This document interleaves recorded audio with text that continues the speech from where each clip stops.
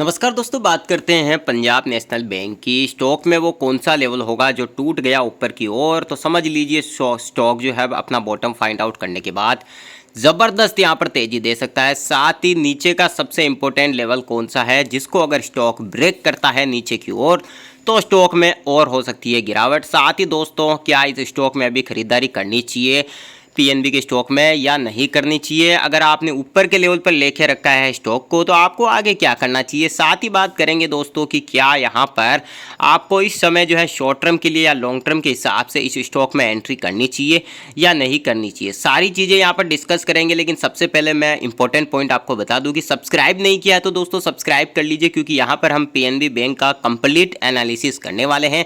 साथ ही लगातार आपको इस स्टॉक के बारे में अपडेट भी देते रहेंगे। देखिए, सबसे पहले तो मैं यहाँ आपको सबसे इंपॉर्टेंट लेवल जो है वो बता देता हूँ। नीचे का एक बहुत इंपॉर्टेंट लेवल है। स्टॉक जो है लगातार लोअर हाई लोअर लो बना के उसी फॉर्म में परफॉर्म कर रहा है। देखिए, नीचे के लेवल की मैं बात करूँ तो यहाँ पर 115 रुपये का इस स्टॉक के अंदर सबसे इंपॉर्टेंट लेवल है। उस लेवल की इस स्टॉक को हर हाल में यहाँ पर रेस्पेक्ट करनी होगी। जैसे ही स्टॉक 115 रुपये का रिट्रेसमेंट करने के लिए 115 रुपये के लेवल को टच करेगा, वहाँ से रिटेस्ट करने के बाद स्टॉक को जो है दोस्तों ऊपरी लेवल 124 रुपये का स्ट्रॉन्ग ब्रेकआउट देना होगा। जैसे ही stock one day time frame पर ग्रीन कैंडल बनाएगा और यहाँ पर जो है जैसे ही 124 या 125 का एक ज़बरदस्त ब्रेकआउट देगा ऊपर की साइड में, यकीन मानिए वहाँ से स्टॉक में बहुत अच्छी तेज़ी यहाँ पर देखने को मिल सकती है। तो एक चीज़ और आप नोट करें, यहाँ पर स्टॉक जो है अभी यहाँ पर मूविंग एवरेज और यहाँ पर ईएमए के भी नीचे हैं, लेकिन दिक्कत वाली कोई बात नहीं है। स्टॉक में दोस्तों एक और रिट्रेसमेंट देखने को मिल सकता है। जैसे स्टॉक यहाँ पर रिट्रेसमेंट करने के लिए 117 रुपये जाएगा, डेफिनेटली यहाँ पर जो है अगले रिट्रेसमेंट में मुझे लगता है लोअर अपना लास्ट वाला लोअर हाई स्टॉक जो है ऊपर उसके ऊपर ब्रेकआउट करेगा और जैसे 130 के ऊपर क्लोजिंग देगा स्टॉक जो है यहाँ से रॉकेट बनता हुआ भी दिखाई देगा। देखिए, स्टॉक अच्छा है, किसी तरह की कोई दिक्कत नहीं है। गिरावट की हो रही तो उसका रीजन यहाँ पर आप चार्ट को देखकर समझ सकते हैं। लगातार स्टॉक अप ट्रेंड में है, इंडियन मार्केट बुलिश है, लगातार दोनों इंडेक्स सारी इंडेक्स इंडियन मार्केट की बुलिश है। ग्लोबल मार्केट के सेंटीमेंट लगातार पॉजिटिव है। तो इससे क्या हुआ कि स्टॉक ने जबरदस्त मूव तो दिया, लेकिन देखिए जो नीचे के लेवल पर लेके बैठा हुआ होगा जाहिर सी बात है वो यहाँ इस लेवल पर प्रॉफिट बुक जरूर करेगा। तो स्टॉक में जैसे ही ऊपरी लेवल पर ब्रेकआउट हुए, रिटेल निवेशक लगातार यहाँ पर उन्होंने निवेश किया, जिससे कि स्टॉक जो है यहाँ पर ओवरबाउट जोन में आया और उसके बाद यहाँ पर दोस्तों सेलिंग प्रेशर स्टॉक के अंदर देखने को मिला है। इस वजह से स्टॉक गिर रहा है, दिक्कत वाली कोई बात नहीं है। छोटी मोटी न्यूज़ तो देखिए आती रहती है। दूसरी चीज़ इंपॉर्टेंट मैं आपको बता दूं, किसी भी स्टॉक में गिरावट हो तो घबराइए मत कीजिए। एक तो दोस्तों अपने इंडियन निवेशक जो है बहुत जल्दी घबरा जाते हैं, जबकि ऐसा कोई भी स्टॉक दुनिया में नहीं है, चाहे कितनी भी अच्छी कंपनी की मैं बात कर लूँ दोस्तों, यहाँ पर बिना किसी रिट्रेसमेंट के कभी भी स्टॉक ऊपर नहीं जाता है। और हर स्टॉक का एक टाइम होता है और हर एक स्टॉक उठा के देख लीजिए, कभी ना कभी हर स्टॉक को जो है लाइफ में कभी ना कभी पैनिक सेलिंग नेगेटिव न्यूज़ का सामना करना ही पड़ता है, तभी जाके स्टॉक जो है दोस्तों यहाँ पर ऊपर उठ पाता है। अगर मैं यहाँ पर लेवल्स की बात करूँ, स्ट्रॉन्ग ब्रेकआउट लेवल की सबसे ऊपर का जो ब्रेकआउट लेवल है दोस्तों वो आप देखें तो 133 का है, 133 रुपये 50 पैसे का जब भी ये स्टॉक ब्रेकआउट देगा, जो कि मुझे लग रहा है कि अभी आने वाले समय में हायर हाई हायर लो की फॉर्मेशन में परफॉर्म कर सकता है। और जैसे ही स्टॉक यहाँ पर आप देखें लगभग 134 रुपये के आसपास का जैसे ही ब्रेकआउट करेगा, स्टॉक में 140 145 150 रुपए के लेवल भी देखने को मिल जाएंगे। दूसरी चीज मैं आपको यहाँ पर इंपॉर्टेंट चीज डिस्कस कर देता हूँ। स्टॉक जो है दोस्तों 115 रुपए से नीचे जाता है तो इसका सबसे लास्ट और अंतिम सपोर्ट 113 रुपए होगा। अगर 113 रुपए का सपोर्ट ये स्टॉक तोड़ देता है तो यहाँ पर जबरदस्त सेलिंग भी आ सकती है। देखिए, अगर 113 रुपए इंपॉर्टेंट सपोर्ट है तो फिर 4 जून को स्टॉक नीचे गया था, आप देखें तो 104 रुपए 50 पैसे के आसपास इसने लो लगाया था, तो फिर वहां से स्टॉक ऊपर क्यों आया। देखिए, वो जो एक इवेंट का दिन था, वहां पर लोकसभा चुनाव के नतीजे सामने आए थे, जिसकी वजह से स्टॉक जो है गैप डाउन खुला था और जबरदस्त सेलिंग देखने को मिली थी। लेकिन same day Punjab national bank के इस स्टॉक ने रिकवरी की, जो कि बहुत अच्छी बात है। लेकिन अब ये लगातार वापस दोबारा से जो है रिकवरी करने के बाद नीचे जा रहा है और लगातार लोअर लो लोअर हाई बना रहा है। मेरा यह मानना है कि स्टॉक को अगले 2-3 दिन में अपना पिछला वाला लोअर हाई तोड़ना होगा। उसके ऊपर जैसे स्टॉक निकलेगा, मुझे लगता है कि यहाँ पर हायर हाई हायर लो की फॉर्मेशन में स्टॉक जो है परफॉर्मेंस करने लग जाएगा। दूसरी चीज़ मैं अगर आपको यहाँ पर सबसे इंपॉर्टेंट बताऊँ तो इस स्टॉक की एक खासियत है, जब भी ये स्टॉक बहुत तेज़ी के साथ मूव करता है तो कुछ महीनों के लिए स्टॉक कंसोलिडेट करता है। 2023 में भी आप देख सकते हैं काफ़ी समय से 2023 में स्टॉक ने 14 दिसंबर 2022 को 2022 की बात करें तो यहाँ पर दिसंबर महीने में हाई लगाया था 61 रुपीज़ का। इसके बाद दोस्तों यहाँ पर लगातार स्टॉक 4 महीने तक गिरावट में रहा और दोबारा जो आप रैली देख सकते हैं इतनी ज़बरदस्त रैली है।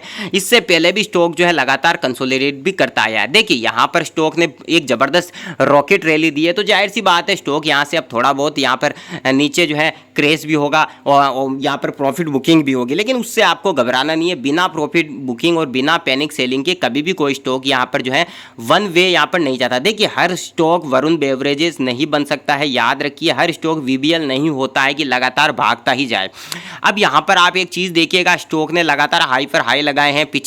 पिछला चार्ट देखें, लगातार 1-1.5 साल से स्टॉक वन वे रैली कर रहा है, तो डेफिनेटली दोस्तों कुछ समय के लिए तो स्टॉक जो है ट्रैप करेगा, कुछ समय तो स्टॉक जो है दोस्तों थोड़ी बहुत सेलिंग तो आनी ही आनी है। उसके बाद जैसे ही ये कंसोलिडेट जोन से निकलेगा, देखिए अभी तो स्टॉक कंसोलिडेट भी नहीं कर रहा है, मुझे लगता है कि रेंज में फंसा हुआ। आप ऊपरी रेंज देखें तो 143 की है, निचली रेंज देखें तो 115 रुपये के आसपास की है। इसी रेंज में स्टॉक फंसा हुआ है। जैसे ही ये मुझे लगता है कि 130 रुपये के ऊपर जाएगा, स्टॉक में रॉकेट मूव आ सकता है। लेकिन यहाँ पर देखिए मार्केट ऑल टाइम हाई की तरफ है। आप पूरे इंडियन मार्केट के सारे स्टॉक देखें तो लगभग सभी ऑल टाइम हाई पर मिलेंगे। दूसरी चीज़ यहाँ पर ग्लोबल मार्केट भी ऑल टाइम हाई की तरफ है। तो ऐसे में दोस्तों एक भी नेगेटिव न्यूज़ आई, मार्केट के सेंटीमेंट अगर नेगेटिव हुए, यहाँ पर सेंटीमेंट खराब होते हैं मार्केट के, तो डेफिनेटली ये स्टॉक दोबारा से जो है नीचे जा सकता है। इवन जो है सभी स्टॉक में थोड़ी बहुत सेलिंग देखने को मिल सकती है।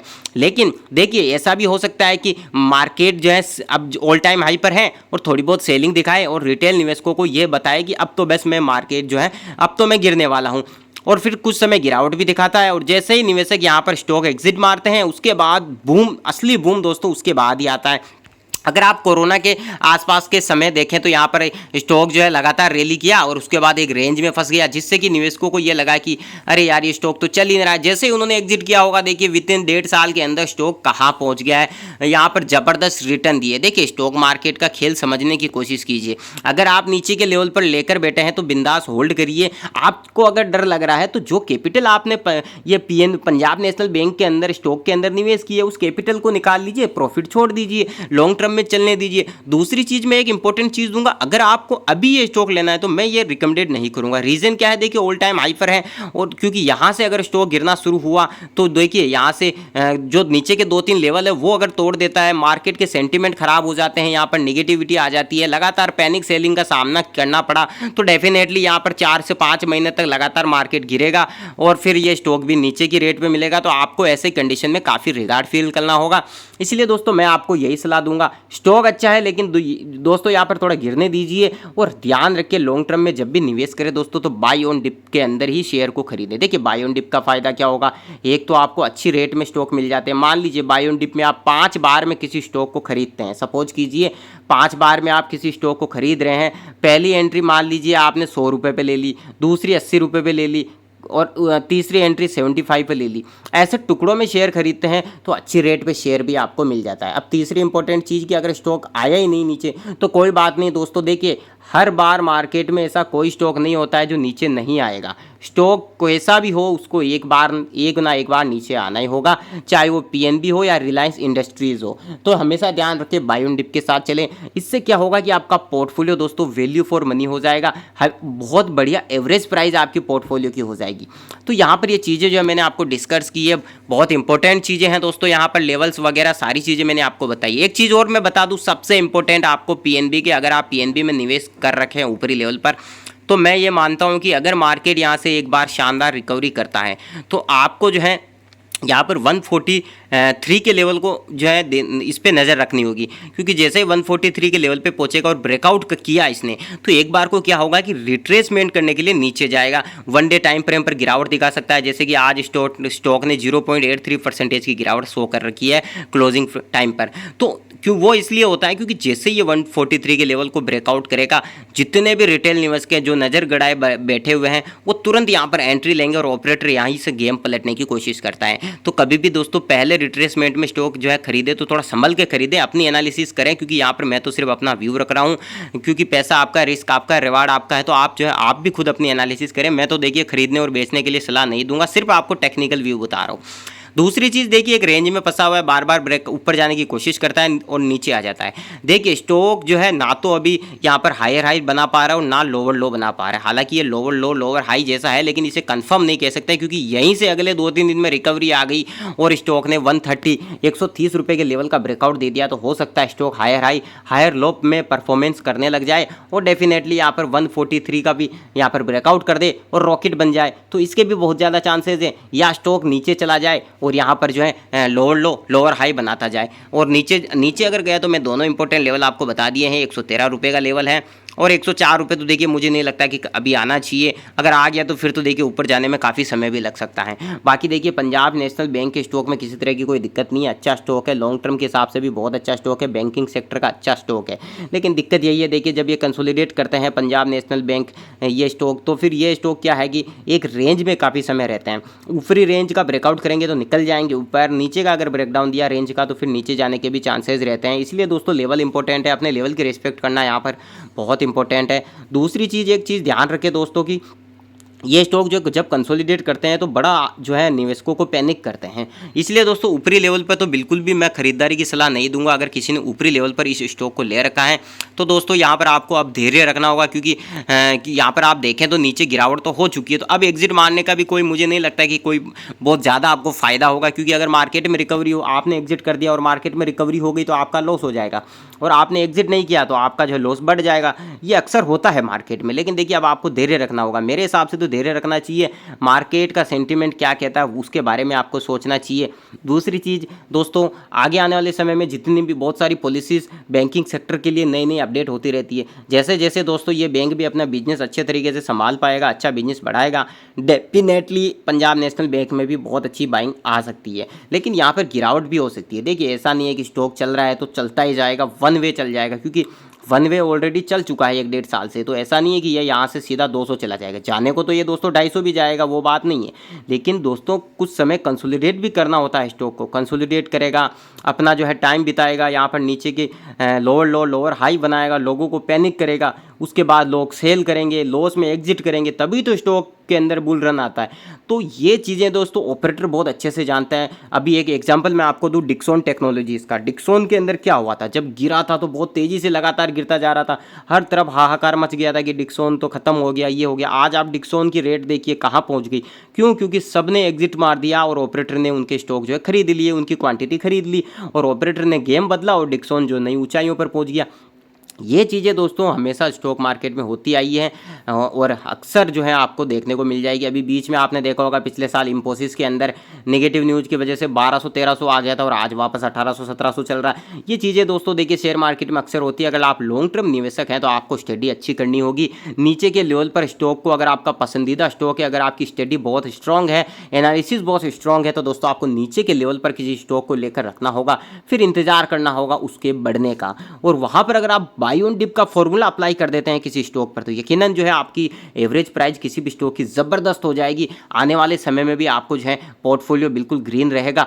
लेकिन देखिए अभी जो पीएनबी का स्टॉक मैं खरीदने के लिए क्यों नहीं कह रहा हूँ, क्योंकि देखिए यहाँ पर आप पिछले 3 से 4 दिन का आप फॉर्मेशन देखें इस स्टॉक का, तो लगातार रेड कैंडल्स आई है, सेलिंग ज़्यादा आ रही है बाइंग से ज़्यादा। फिर यहाँ पर एक दिन बाइंग आई थी स्टॉक में, 15 जुलाई को आप देखें तो ऑलमोस्ट यहाँ पर 3% के आसपास की तेजी थी। उसके बाद स्टॉक जो है लगातार यहाँ पर दोबारा से फिर से इसने रिट्रेसमेंट करने के लिए नीचे आया है। देखिए अभी 117 रुपये से नीचे चला गया, अपनी प्रीवियस 2 कैंडल से नीचे चला गया, तो डेफिनेटली स्टॉक में जो है सेलिंग आ सकती है और लोअर लो यहाँ पर जो है परफॉर्म कर सकता है। लेकिन अगर ये नेक्स्ट डे या 2-3 दिन के अंदर अंदर ही मूविंग एवरेज और ईएमए के ऊपर क्लोजिंग दे दे और पिछली कैंडल जो बनी हुई है 4-5-7 दिनों की, उनके ऊपर हाई क्रॉस कर दे उनका, और तो डेफिनेटली मैं कहूँगा कि यहाँ पर बाइंग के थोड़े बहुत चांसेस देख सकते हैं। लेकिन अगर मार्केट ही अगर यहाँ से गिर गया, मार्केट ही अगर फॉल हो गया यहाँ से, तो फिर तो देखिए कुछ नहीं कहा जा सकता, क्योंकि फिर तो यहाँ पर भगवान भरोसे ही हर स्टॉक रहेगा, ये अकेला स्टॉक नहीं है। अगर मार्केट यहाँ से फॉल करता है तो डेफिनेटली हर स्टॉक यहाँ से गिरेगा और उनके अंदर गिरावट देखने को मिलेगी। तो यहाँ पर बाय ऑन डिप के साथ चलें, हमेशा दोस्तों अपनी खुद की स्टडी भी करें, एनालिसिस भी करें। और मैं चीज़ भी यहाँ पर डिस्कस कर देता हूँ, स्टॉक जो है जब तक अपनी रेंज ब्रेक नहीं करेगा तब तक ये अपना डायरेक्शन डिसाइड नहीं कर पाएगा। देखिए अगर आप देखें यहाँ पर लास्ट 30 अप्रैल से स्टॉक ने जो है 143 का हाई लगाया और उसके बाद लगातार गिर रहा है। 30 अप्रैल से स्टॉक ने एक भी बार अपना पिछला हाई ब्रेक नहीं किया है, इवन इलेक्शन के टाइम भी इसने हाई ब्रेक नहीं किया। इसलिए मैं कह रहा हूँ कि स्टॉक अगर यहाँ से नीचे चला गया और 116 रुपये 115 रुपये का लेवल ब्रेक कर दिया नीचे, तो फिर ये लोअर लो लोअर हाई बना रहा है और काफ़ी आपको जो है लॉस देखने को मिल सकता है। इवन यहाँ पर सेलिंग आ सकती है। लेकिन एक बार भी अगर स्टॉक में रिकवरी आई और अपना पिछला लोअर लो लोअर हाई अगर उसका हाई अगर ब्रेक करके हायर हाई हायर लो बनाने लग जाएगा ये स्टॉक, तो डेफिनेटली मुझे लगता है कि यहाँ पर अच्छी रिकवरी देखने को मिलेगी और यहाँ पर 143 का लेवल का ब्रेकआउट भी देखने को मिल जाएगा। और देखिए इकलौता स्टॉक नहीं है जो इस तरह का चार्ट बना रहा है या इस तरह की रेंज बना रहा है, दूसरे कई सारे स्टॉक अभी आप देखेंगे उनका चार्ट तो सेम ऐसा का ऐसा चार्ट उनमें भी देखने को मिलेगा। तो ऐसा क्यों हो रहा है?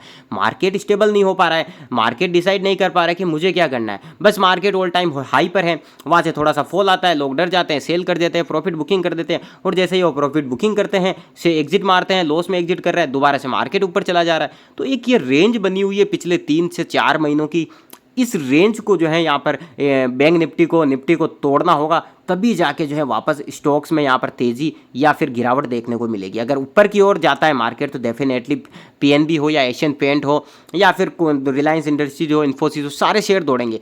लेकिन अगर मार्केट यहाँ पर ग्लोबल सेंटीमेंट खराब हो गया, कल को अगर यूएस मार्केट से कोई नेगेटिव न्यूज़ आ गई तो डेफिनेटली इंडिया के मार्केट पर भी उसका असर पड़ेगा। क्योंकि इस वक्त तो दोस्तों हर रिटेल निवेशक के मन में ये चीज़ है कि अब मार्केट गिरेगा, प्रॉफिट बुक कर लेना चाहिए, लॉन्ग टर्म के शेयर को एग्जिट मार देना चाहिए। देखिए मार्केट भले ही गिर जाए, मैं मानता हूँ, कितने साल गिरेगा? 6 महीने गिर गया, 3 महीने गिर गया, 1 साल गिर गया, 1.5 साल गिर गया, 2 साल गिर गया, क्या शेयर यहाँ से जीरो हो जाएगा? नहीं होगा ना। 120 पे है, डेफिनेटली हो सकता है 80 रुपये चला जाए, 90 रुपये चला जाए। लेकिन जब रिकवरी करेगा मार्केट, जब सारे रिटेल निवेशक यहाँ पर लॉस में नुकसान में सौदा काट देंगे तो उनकी क्वांटिटी को जो है वो बेचेंगे और खरीदेगा कौन? रिटेलर। और जब माफी चाहूँगा ऑपरेटर, रिटेलर का माल ऑपरेटर खरीदेगा और जैसे ही ऑपरेटर उनका माल खरीदेगा मार्केट में एक ज़बरदस्त बूम आएगा।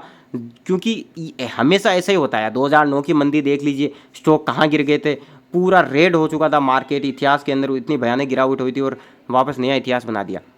इसके बाद आप देखें तो लगभग यहाँ पर 2020 का आप कोरोना का समय देखिए, वहाँ से फिर मार्केट ने एक ज़बरदस्त बूम बनाया, इतना ज़बरदस्त गिरावट होने के बाद। तो ये चीज़ें दोस्तों चलती रहती है, आगे भी चलेगी और बहुत सारी चीज़ें जो है आपको आगे भी देखने को मिलेगी। तो याद रखें यहाँ पर आपको घबराना नहीं है। मार्केट के अंदर दोस्तों ये मार्केट का रूल है, हमेशा मार्केट डराता है तभी जो है मार्केट में पैसा बन पाता है। यहाँ पर आप लॉन्ग टर्म निवेशक हैं तो आप बने रहिए, नीचे के लेवल पर ले रखा है तो ऊपरी लेवल पर लेके फंसे हुए हैं और आपको लग रहा है कि गलती से यहाँ पर ऊपरी लेवल पर फंस गए हैं। तो जब भी आपको जो है आपके लेवल से स्टॉक क्रॉस करे, आपकी बाइंग प्राइस को क्रॉस कर दे, तो डेफिनेटली आप उसके बारे में सोच सकते हैं, वहाँ से आप एग्जिट का प्लान कर सकते हैं। क्योंकि जब गिरे तब वापस खरीद लीजिएगा।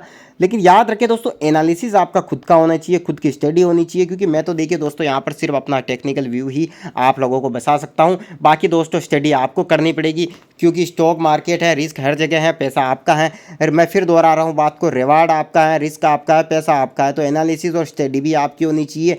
खुद की स्टडी करके ही किसी भी स्टॉक में पैसा निवेश करें। चैनल को सब्सक्राइब कर दे दोस्तों। नेक्स्ट वीडियो में फिर मुलाकात होगी, तब तक के लिए नमस्कार, जय हिंद, भारत माता की जय।